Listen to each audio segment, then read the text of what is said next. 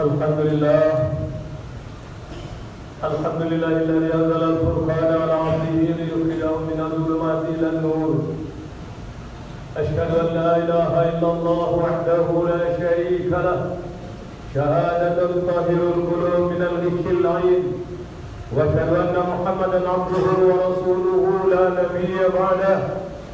المبعوث رحمة للعالمين بشيرا ونذيرا وداعيا إلى الله بإذنه وسراجا منيرا. اللهم صل وسلم وبارك على سيدنا وحبيبنا وشفيعنا وقرة أعيننا ومولانا محمد صلى الله عليه وعلى آله وصحبه ومن تبع بإحسان إلى يوم المعاد. قال الله تعالى في كتابه الكريم: أعوذ بالله من الشيطان الرجيم. يا أيها الذين آمنوا اتقوا الله حق تقاته ولا تموتن إلا وأنتم مسلمون. وقال الله تعالى أيضا: يا أيها الذين آمنوا اتقوا الله ولتنظر نفس ما قدمت لغد واتقوا الله إن الله خبير بما تعملون. أيها المؤمنون أوصيكم ونفسي بتقوى الله فقد فاز المتقون. Kaum muslimin jamaah salat Jumat yang dimuliakan Allah Subhanahu wa taala, di siang hari yang indah ini, di masjid yang indah ini, kita bersama-sama menyampaikan puja dan puji syukur kehadirat Allah Subhanahu wa taala karena kita termasuk di antara hamba Allah yang paling beruntung saat ini, karena kita bisa melaksanakan kewajiban kita selaku seorang mukmin, yakni melaksanakan ibadah salat Jumat berjamaah.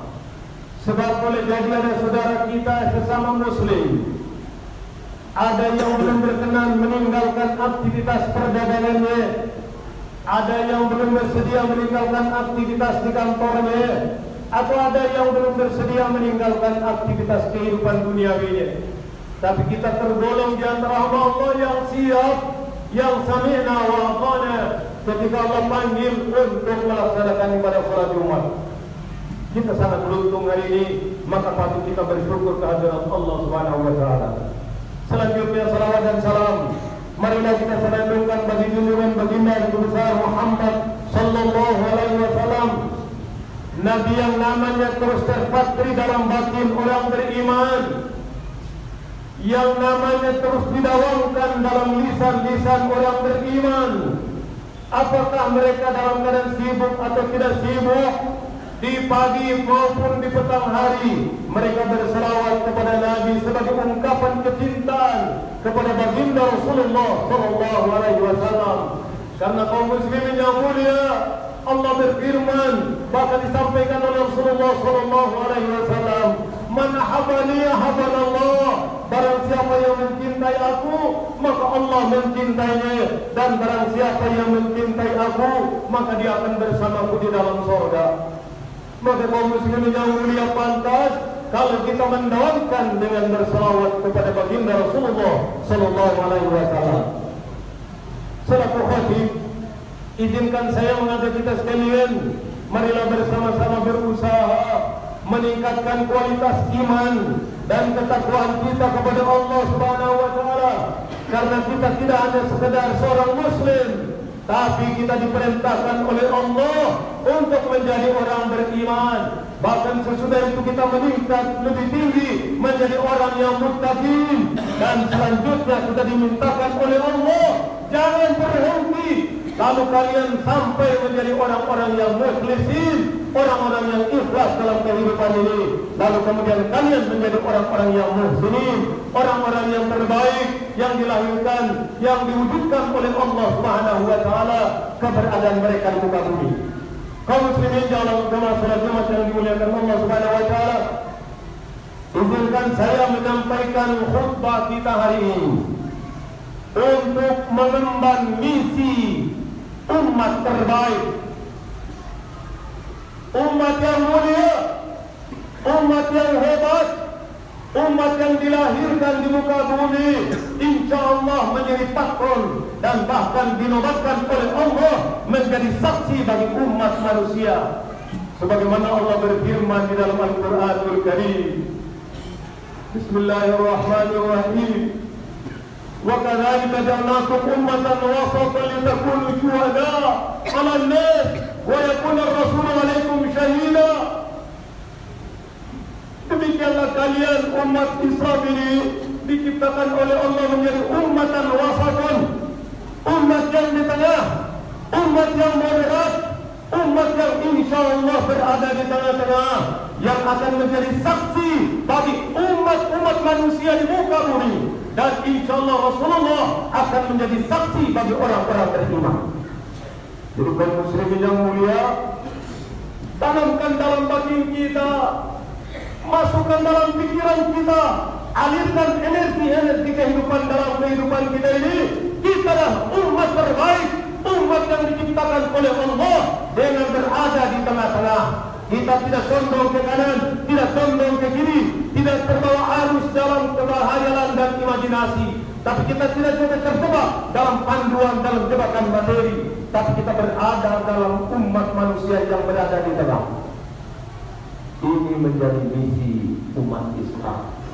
Ummatan wasatah, umat yang tidak ekstrim. Maka teori ekstremitas dalam Islam itu tidak ada. Kalau hari ini dikenal dengan ISIS, itu hanya merupakan sematan orang yang menjadi musuh Allah. Jangan sampai terjebak kaum muslimin yang mulia. Jangan ada dalam permainan orang lain lalu umat Islam disematkan dengan ISIS. Karena Abu Bakar al-Baghdadi adalah seorang keturunan Yahudi yang kemudian melahirkan itu yang namanya organisasi ISIS. Ini umat Islam harus tahu. Di Indonesia pernah lahir yang namanya Komandan Jihad. Ini sebenarnya juga sematan dari musuh-musuh Allah. Lalu kemudian Profesor Dr. Hamka menyampaikan kepada Presiden Republik Indonesia, insya Allah di negeri ini tidak ada kelompok-kelompok jihad. Mereka hanya orang-orang yang tekun beribadah, orang yang yakin kepada agamanya, yang ingin melaksanakan dengan baik, itu mereka. Tapi jangan disematkan mereka sebagai orang-orang yang insya Allah akan menghancurkan negeri ini. Tertanamlah kaum muslimin yang mulia. Hari ini menjadi kewajiban buat kita semuanya. Jangan sampai terjebak dalam sematan-sematan orang, lalu kemudian kita menjadi bahan permainan. Mudah-mudahan ini misi kita, emban misi terbaik, ummatan wasatan litakunu syuhada'a 'alan nas wa yakuna ar-rasulu 'alaikum syahida. Mari kita lihat apa buktinya kaum muslimin yang mulia. Mengklaim menjadi ummatan wasatan, mana buktinya? Tunjukkan mana buktinya. Maka muslimin yang mulia, kalau melihat Islam, jangan melihat kehidupan umat Islam hari ini. Karena kehidupan umat Islam ini berada dalam makam, dalam tataran umat yang rendah, umat yang terhina, yang tidak punya bergairi yang tinggi. Karena kurang lebih 350 tahun umat Islam di Mekah dihina, dianggap manusia terendah yang hidup di golongan ini oleh kaum kafir, kaum kufar yang menghancurkan martabat dan harkat umat Islam. Maka hari ini harus munculkan kembali kaum muslimin. Insya Allah. Kenapa demikian? Ada 3 alasan. Yang pertama, kenapa kita mengklaim sebagai kita sebagai umat yang hebat, umat yang mulia, umat yang insya Allah sebenarnya mampu memimpin dunia ini. Bukan dipimpin. Kita dilahirkan oleh Allah untuk menjadi pemimpin, tapi bukan yang dipimpin. Ini harus tertanam dalam batin kita kaum muslimin yang mulia. Kenapa? Yang pertama secara akidah, keyakinan. Kaum muslimin yang mulia, keyakinan kita ini, agama kita ini, akidah kita ini adalah akidah yang insya Allah diberikan Allah sejak Nabi Adam alaihissalam sampai dengan hari kiamat. Insya Allah akidah Islam tidak pernah akan berubah. Semua nabi dan semua rasul, ada 4 kitab yang diyakini, yang dimunculkan di muka bumi, yang diberikan kepada para nabi dan para rasul. Nabi Daud, Nabi Musa, Nabi Isa, itu semuanya adalah ajaran tauhid yang diberikan Allah sampai dengan mushaf Ibrahim. Sama ajarannya. Makanya kaum muslim yang mulia, kita diperintahkan oleh Allah di dalam Al-Quranul Karim kepada kita semuanya, Faqim wajhaka lid-dini hanifan fitratallahi allati fatara an-nasa 'alaiha la tabdila li khalqillah dzalika ad-dinul qayyim walakinna aktsara an-nasi la ya'lamun. Hadapkan wajahmu kepada agama Allah yang hanif, agama yang lurus, yang tidak pernah akan berubah. Kaum muslimin yang mulia, tidak akan berubah. Ajaran ini yakin dan percaya kalau ada perubahan berarti ada pembangkangan. Itu yang namanya al-kizib dan dusta. Jadi kaum muslimin yang mulia, apa buktinya? Indikator utamanya adalah kaum muslimin, karena kebenaran ajaran ini ada dalam Al-Quranul Karim, maka insya Allah Al-Quran insya Allah tidak pernah akan berubah.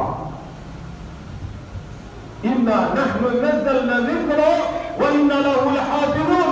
Kami yang menurunkan Al-Quran dan kami sendiri yang menjaganya. Maka insya Allah kaum muslimin yang mulia, akidah Islam insya Allah akan tetap terjaga kalau kita masih memegang Al-Quran dan Sunnah Rasulullah SAW.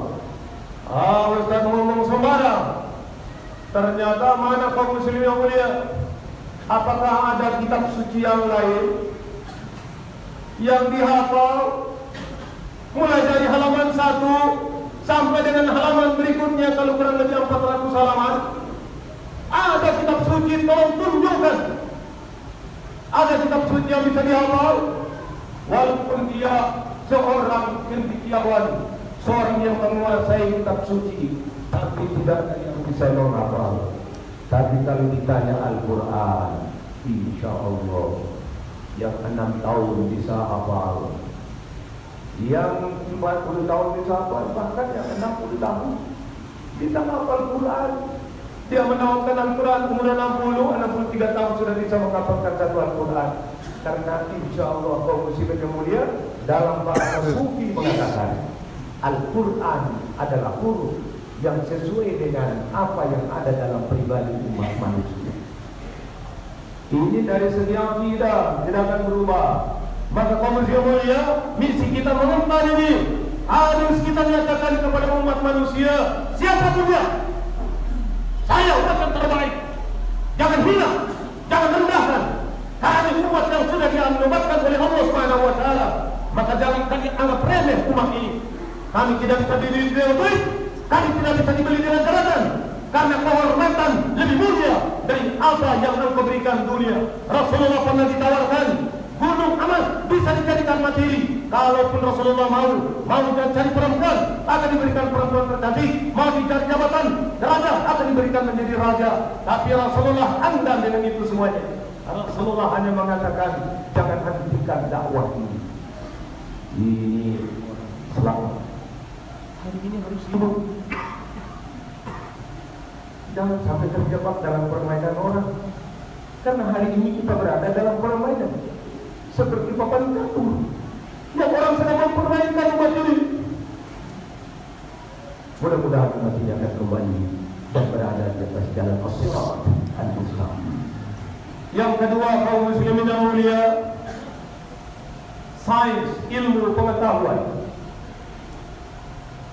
Islam dihadirkan oleh Allah Subhanahu wa taala mengutamakan ilmu pengetahuan dan teknologi, sains utama.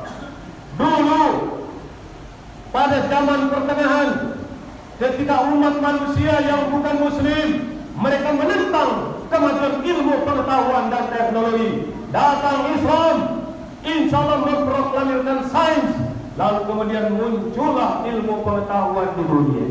Kenapa kaum muslimin yang mulia? Karena memang sejak awal Islam datang sudah memerintahkan untuk berilmu. Apa itu? Surah yang disampaikan oleh Allah, ayat yang pertama yang diturunkan Allah, bukan Bismillah, bukan Allah, bukan ayat yang lain, tapi Allah perintahkan Iqra. Bismi rabbikal ladzi khalaq. Bacalah dengan nama Tuhan. Apa artinya kaum muslimin yang mulia? Ilmu pengetahuan bersumber dari baca, dan ilmu pengetahuan bersumber dari mendengar. Rasulullah mampu membaca zaman, membaca alam, membaca fenomena sosial, lalu kemudian beliau berguru dan mendengarkan apa yang diperintahkan oleh baginda Rasulullah Sallallahu Alaihi Wasallam. Maka kunci ilmu adalah membaca dan mendengar. Setelah itu kemudian dilakukan penelitian untuk membuktikan kebenaran, karena manusia diberikan oleh Allah potensi untuk mengetahui, untuk mencari tahu kebenaran itu. Maka inilah yang dirangsang oleh Islam. Maka itulah agama yang insya Allah menjadi umat yang terbaik kalau umat ini senantiasa mengedepankan ilmu pengetahuan. Tapi ilmu yang macam mana kaum muslimin yang mulia? Insya Allah di TK Al-Muttaqin sudah mengajarkan itu. Padukan antara ilmu pengetahuan umum dengan pengetahuan agama. Jangan sampai pintar pengetahuan umum tapi buta agama, dan kemudian pintar agama buta ilmu. Makanya orang bisa membodohi kita. Tapi insya Allah Masjid Al-Muttaqin sudah mulai bangun manusia dengan penguasaan ilmu pengetahuan yang diimbangi dengan ilmu pengetahuan agama, karena keduanya tidak bisa dipisahkan.